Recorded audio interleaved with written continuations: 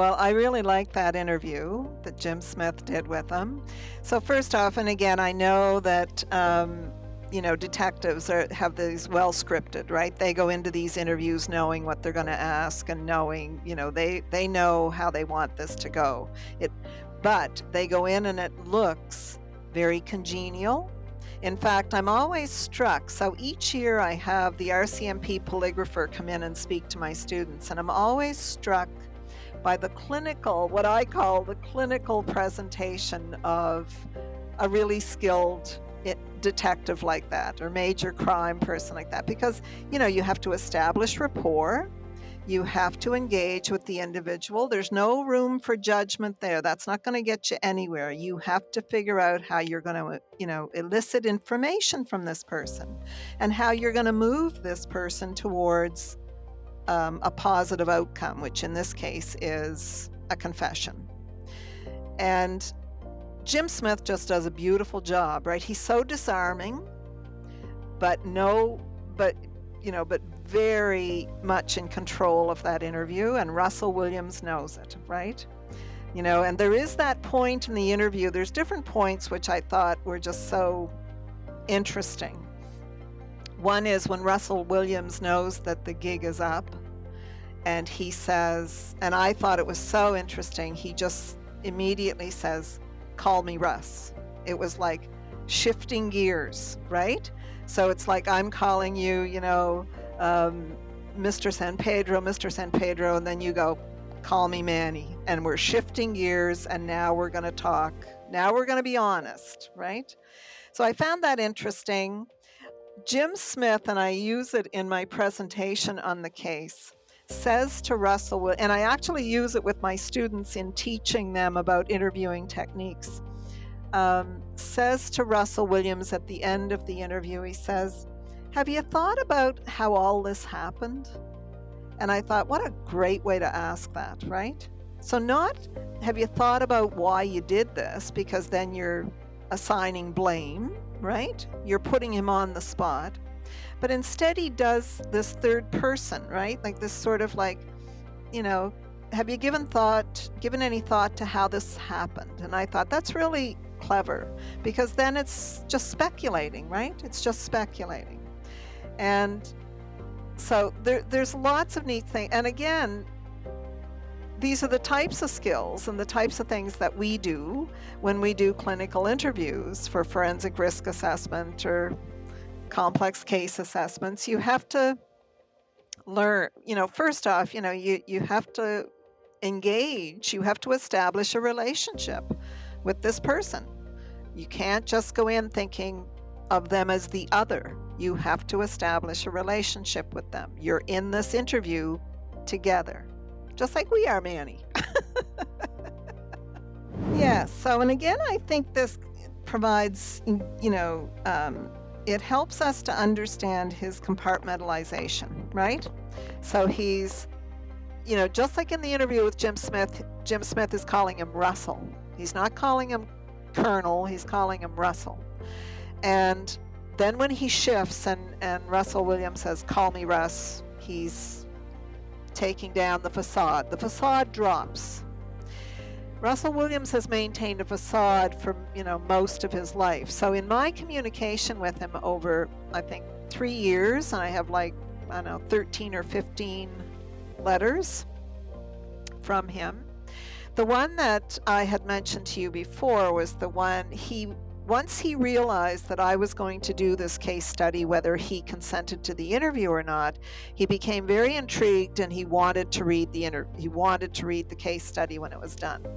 So I sent it to him, and in response I got a 11 or 12 page, densely written, single spaced, not a mistake, handwritten, not a mistake, no scratching out, so it clearly had been written and rewritten, I would say.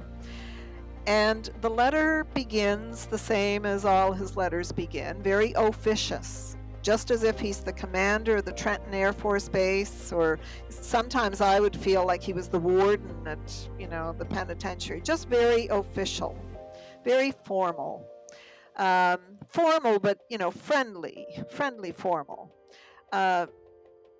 So he starts off, and just commenting on the case study. And about 3 pages in, I start reading it, and it's just, his usual kind of style. And then about 3 pages in, he decides he wants to tell me how, yes, I realize you've put a lot of hard work into this case study, but you've sort of got it all wrong. And he starts critiquing, sort of challenging some of my conclusions. And again, to remind you, my conclusions are just, here's what probably is the case. I can't draw, definitive conclusions because I haven't interviewed the person, personally. But that's okay. So there's at about page 4 and into about halfway through page 5, the tone of the letter just changes because now he's attacking me. And you had very clever, like I had shared with you, that when I started reading that, the first time when I received the letter, I just put the letter down. And I thought, no, I'll read that when I'm in a mood to read Russell Williams, tuning me up for the case study. So I went back to it, and I've since read through it. But there is this whole change in tone because now he's, and what struck me as unusual is that he didn't say anything about sexual sadism, about the paraphilias. Of course, he chose not to admit to pedophilia, like he plea dealt not admitting to that, which also is intriguing. But anything about the murders, that didn't matter. What he got really upset about, it seemed, was my suggestion that he was socially awkward in some way, or that he wasn't socially skillful. And how could I possibly draw that conclusion? And of course, I'm just, talking about what the literature tells us about these individuals, that they tend to be detached from people, right? They tend to be emotionally and sometimes behaviorally isolated from people. And they may not be as skillful in the interpersonal domain. He took great offense to that, which I found, if I was going to pick the things I'd be offended by, that probably wouldn't have been it. But he was quite offended by that. And he, as I shared with you, he, said, how could you even suggest that, given that he'd been vetted through all those levels of the military, and they never would have allowed someone who was socially awkward to get to, commander of the Trenton Air Force Base. To which, of course, in my mind, I thought, well, yeah, but they allowed somebody who commits sexual homicide to get to commander of the Trenton Air Force Base. So clearly we're not, they can't vet everything. So he was very offended, and then the letter shifts back again. The tone of the letter shifts back again to his very polite, officious, and then he starts doing his orders, right? So could you get a student to photocopy all the articles that you've used and send them to me? And it's so treating me as if I'm his research assistant and I was to get some other research assistants and send him all the material. So very interesting, right? And again, it's that, this person who's very used to being in absolute control and in commanding his environment. And in compartmentalizing those aspects of himself. I can be very professional and official, but then, the door opens, or you scratch the surface and there's this, very ugly underbelly. I mean, you may remember from my presentation, Manny, that he wrote letters to the victims' families. And you read those letters and they read like him just doing business. Despite the fact that he committed the offenses, the murders, which took away their loved ones, he writes letters which are just like professional letters. So sorry, you must be suffering, just want you to know that Jessica thought, loved you and would have loved to have returned to you, just so really compartmentalized, operating in different domains at different times.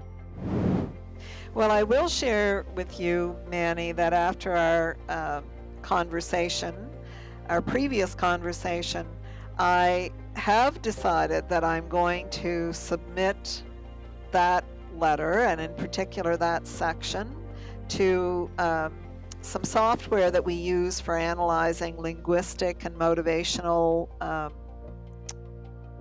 content. So it's a text analysis software, and so we can submit text and analyze for different sort of affective words, cognitive words, biological words, interpersonal words. And so I am going to do that, and I will present those. I'll share those findings with you for sure. Thanks for checking out this episode from our All About Analysis channel. If you enjoyed this video, smash that like, hit subscribe, and click that bell. And don't forget to share this video. See you next time.